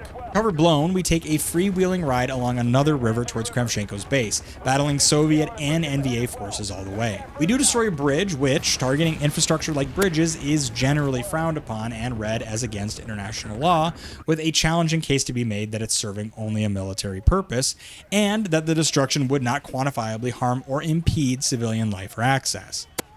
And the same goes for this pipeline. Okay, see, now this bridge is directly connected to the Ho Chi Minh Trail and has anti-air guns parked on it, and they are actively engaging us in combat. Targeting this is way more justifiable in the circumstances. We take down 2 more Russian attack helicopters and then set ours down in a clearing to continue onwards towards Kravchenko on foot. After gearing up at the landing pad, we rush into the entrance of the next compound, guns blazing. Entering the cave, a Spetsnaz soldier with that impossible undermounted flamethrower charges us and tries to burn Woods into a savory campfire marshmallow. We are then given a direct order by our commanding officer to pick up that flamethrower and turn it on our enemies. While we sizzle the Soviets, we hear cries for help from a large number of US POWs being held in a nearby cell, and as we get closer, we can hear Reznov too. Hey, son! Is that you? Reznov, get you out. Kravchenko is here. He confirms that Kravchenko is at the base, makes this hand motion that has always lived in my head rent-free, and with the reinforcements in tow, we rush deeper into the base. After a fair amount of fighting, we approach a door and boot it in looking for Kravchenko, only to take a chair clean across the face. Woods, in his malnourished state, tries to throw hands, but the general is huge, well-fed, and full of hatred, so he tosses him aside and starts pulverizing all of our bones and teeth and skin and stuff. Not this time, American. While he monologues, Woods recovers enough to pull a knife and slip it into Kravchenko's ribs.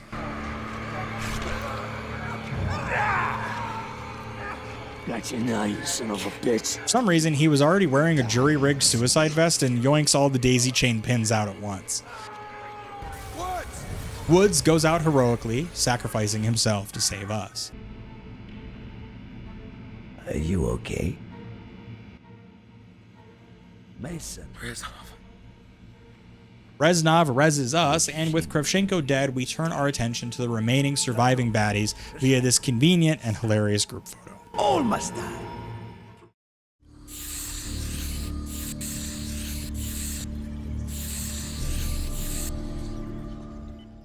Dragovic's sleeper cells are on U.S. soil.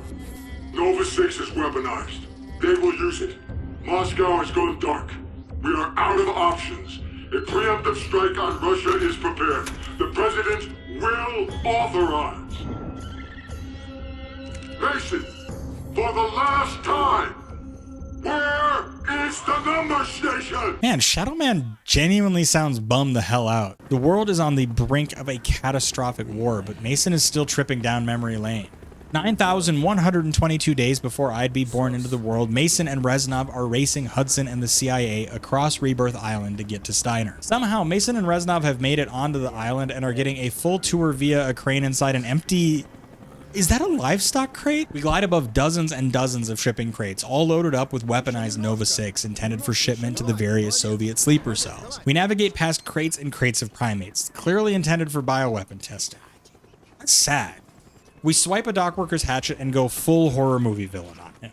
Then weave through the shadows, avoiding detection as the Soviets start to leave the island facility. We kill another guard mid-radio call, and he makes a whole, thankfully unheard racket, and... Now I have a machine gun. Don't worry about the greased-up ladder, we'll get into the facility soon. After we pulverize this guy's spine. We ascend another ladder and see evidence of the CIA's entrance being made simultaneously. The CIA wants Steiner alive. Somehow we know this. And we want him dead. So now it's a race. I have no idea how these guys don't notice us, but you'll take note that the scientists are unarmed and wearing matching ties. Here's the deal. I know the scientists are obviously morally bankrupt and very bad men. And I get that you could say that Mason right now is rogue and not technically beholden by international law, but he thinks he is, and still leveraged his credentials to find his way here in the first place. All the animal experimentation is a huge bummer in here. You know why they're using pigs, right? Yeah, exactly, to make sure that Nova 6 is effective on American police, because pigs are the closest analog to human beings in many ways. Pause. Okay, I know I just blew that scientist's back out, but look at all the human experiments they've been doing in here. That's really bad. Somehow, Hudson knows that we're here even though we're supposed to be MIA/POW/presumed KIA, and also somehow Mason has a radio? The numbers are pounding in our ears now, so we tunnel vision and ignore Hudson completely, focusing instead on finding Steiner. Oh, which we do really quickly. Okay, wow. Those no longer essential to his plans are being executed. You must hurry before they kill me too! Friedrich Steiner. This is the end.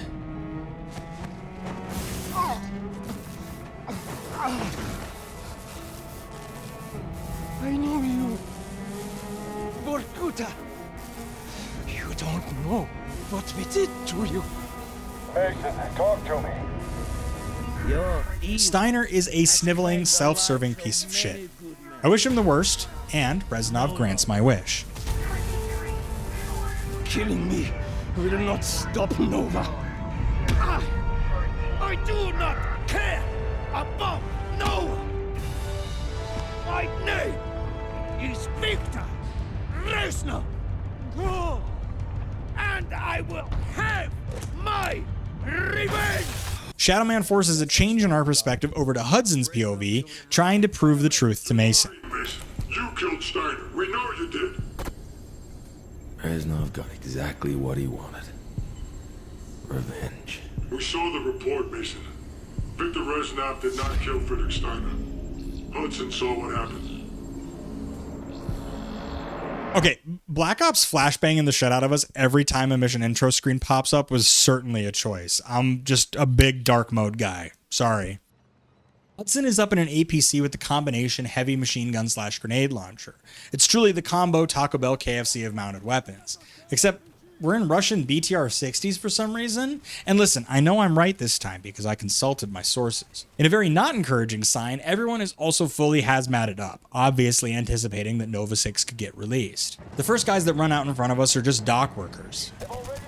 Whoops. We make short work of any obstacle in front of us, and while the general body count and destruction is well into war territory, the fact that we are assaulting a secret biochemical weapon facility might put us in the right.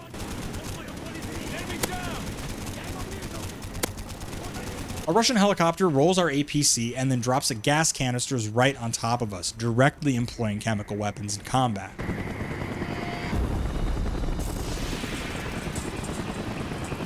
Nova 6! Hazmat suits now! We get our gas mask on in time, but our Marine in front of us and the pop-up spawning civilians are not so lucky.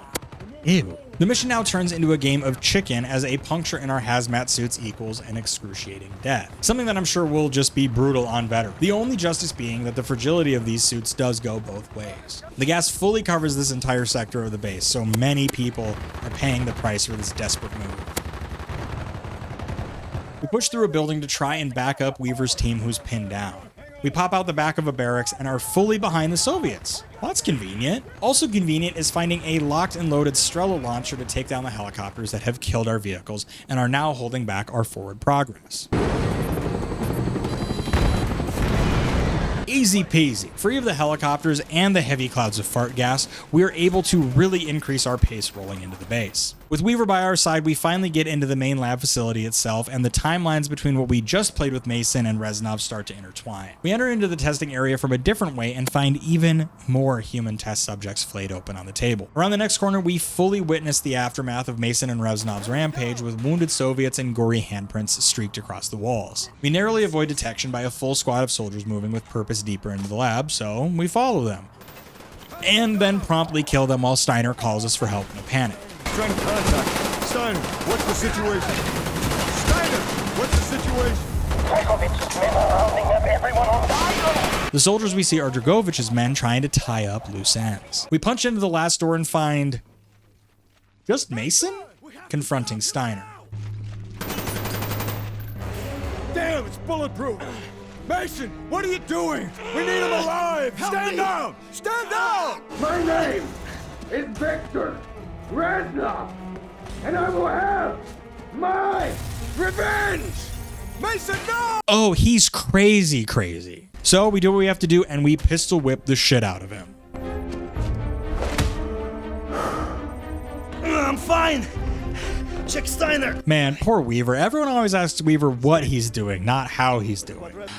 Oh, that's not good.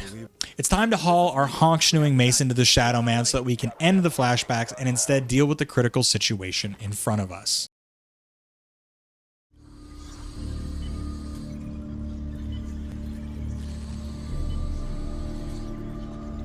Back in our interrogation chair, Shadow Man is arguing and Mason is dreaming of numbers, sugar plum fairies, and Lee Harvey Oswald.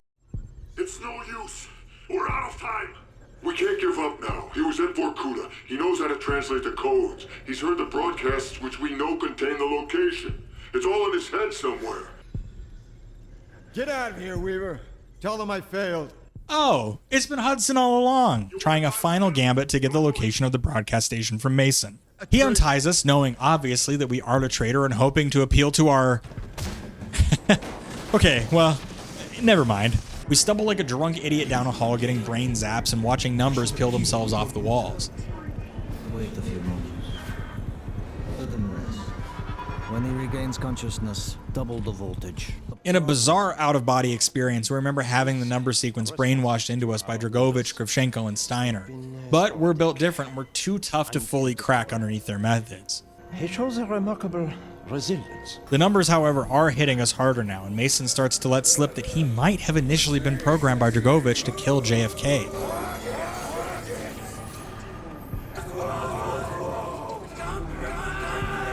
Who'd have thought?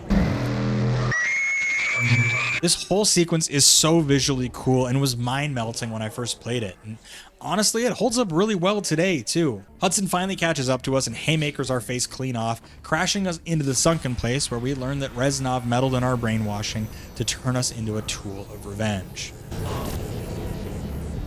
The pain is difficult, isn't it? Dude, this shit is so tight. I mean, like, it's goofy as hell, don't get me wrong, but it's so good, too. We are the same. Dragovich brainwashed you, but Reznov had plans of his own. Reznov, how'd you get out of Vorkuta? I thought I'd see you alive. He was never in Vietnam. The real defector with the Nova 6 dossier died during the attack on the MacV. This way. We cannot let him slip through our grasp. Viktor Reznov's been dead for 5 years. He died at Vorkuta during the escape. Dragovich programmed you to kill Kennedy, but Reznov sabotaged you. He wanted revenge for all the Dragovich done to him. Dragovich, Kravchenko, Steiner, 3 new victims. There are gaps in your memory. Periods where you went MIA and we couldn't account for you.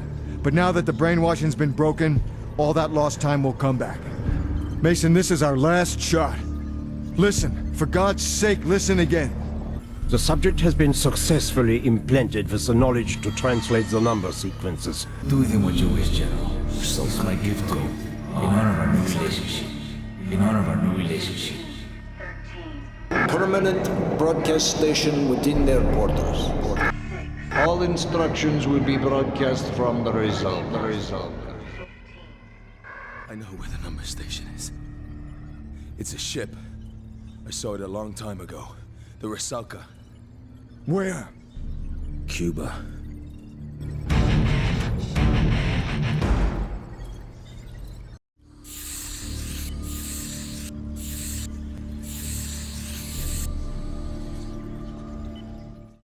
With 2.5 hours until the Soviet sleepers unseal their 6th scheme, it's all hands on deck to rush to Cuba and strike the Rusalka sitting anchored in the Caribbean. Maintain formation.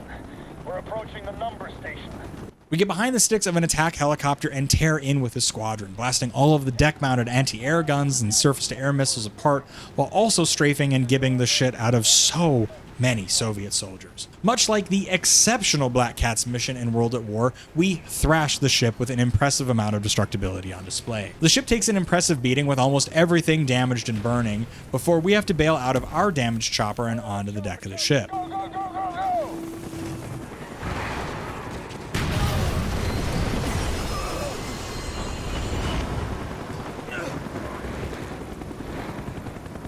We kill a lot of dudes, but it's all fair game, and we get below the decks again to back up a pinned-down Weaver. We're pinned down to the lower deck. Get your asses down to here ASAP. We clear that threat, regroup at a big diving hole cut into the bottom of the Rusalka. Turns out the broadcast station isn't the ship itself. There's an underwater base that's been built to blast the numbers out. Mason wants to personally confirm that Dragovich dies, regardless of any risks to ourselves. I made the mistake of not confirming the kill 5 years ago at Baikonur. You sure you're still not brainwashed? Would it matter? The son of a bitch needs to go down once and for all. Hudson has a little coke jaw during this conversation, so it kind of makes sense that he's down to clown. Get out of here, Weaver. We're gonna finish this. Somehow we found scuba gear quickly and are diving down to the broadcast base so fast, going in the opposite direction of buoys equipped with transmitters to send the messages out. Almost feels like we could probably just stop the buoys and the broadcasts with them, and then you could just siege and starve out the dudes in the underwater base, but hey, you know, I mean, that's not as cool as popping in and killing a bunch of dudes, so let's just get on with that instead.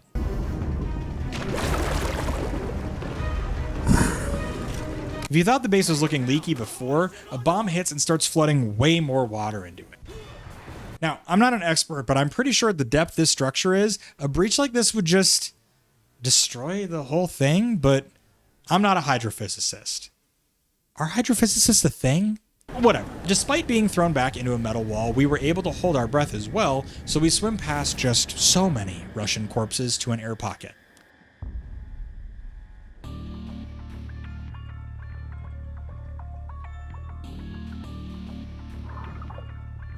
Every surviving guy in this base is fairly fighting to the death and trying to buy enough time for the Nova 6 message to blast out so they can get the gas out. We rush to the main control consoles, stop the transmission, and then immediately get blasted over by another bomb. As we pull ourselves up, Dragovich, ever a dramatic bitch, appears out of the smoke and steam to monologue. Been my finest agent. It would all been so much simpler.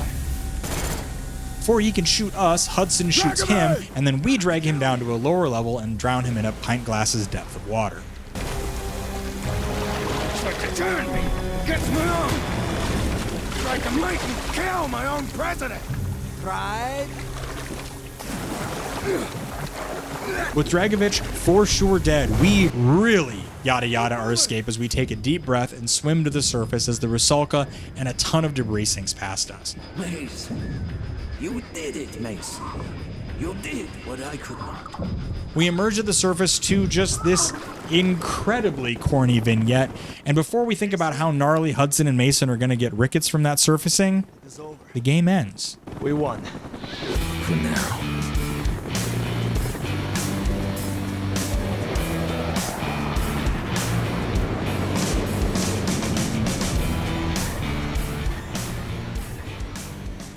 Well, it ends into this incredibly vibey epilogue anyways, where the numbers woman reads off the sequence while archival footage of Kennedy's fateful November 22nd visit to Texas plays and heavily implies that Mason was at least present the day that Kennedy was killed.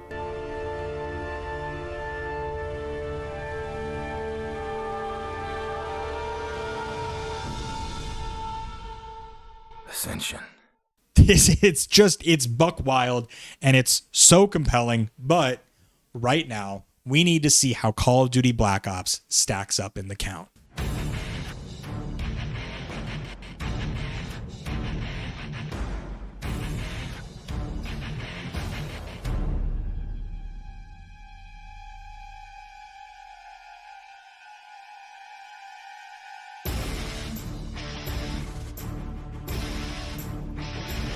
Well, there you have it, my friends. I gotta say, Black Ops still holds up so well. This was a major departure in storytelling style for the series, and I just really appreciate what Treyarch did with this one. I officially recertify it as a banger.